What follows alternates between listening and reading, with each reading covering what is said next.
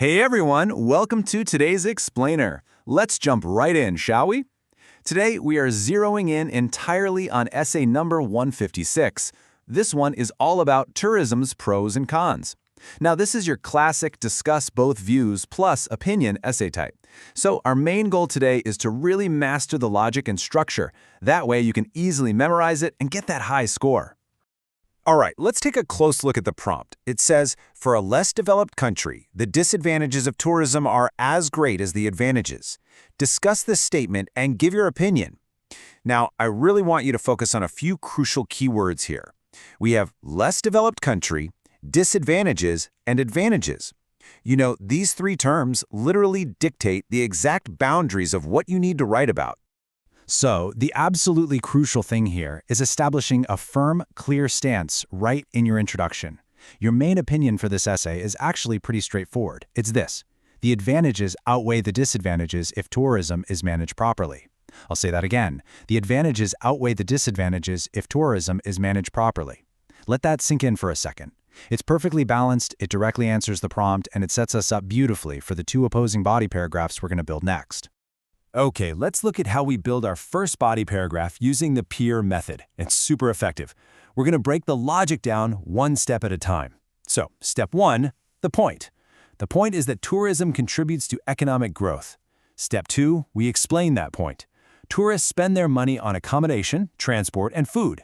Then, step three is the example. Visitors are spending at hotels, restaurants, and local attractions. And finally, step four, the result.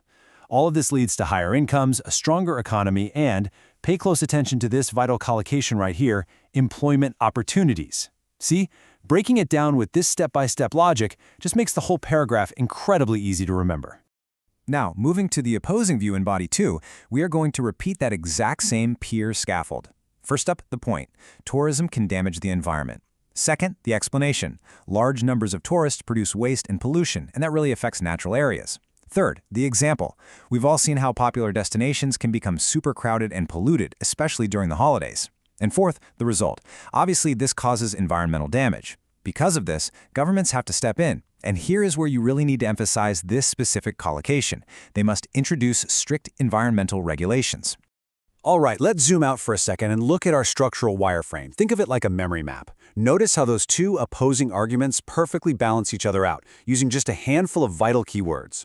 For body 1, the logic flows from economic growth to tourist spend straight to higher incomes. Then body 2 counters that. It flows from environmental damage to waste and pollution to crowded destinations, which ultimately requires environmental policies. If you just lock this simple visual wireframe into your head, the entire essay is going to flow so naturally when you actually sit down to write it.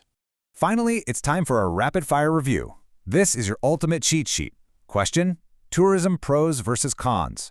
Opinion: advantages outweigh if managed responsibly. Body 1, economy, spend, incomes. Body 2, environment, pollution, regulations.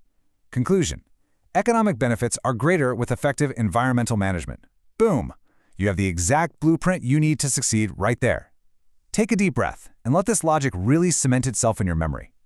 And as you lock that all in, I want to leave you with a final thought to chew on. The next time you visit a beautiful, less developed country, are your tourist dollars truly elevating the local economy, or are they just forcing the need for stricter environmental regulations?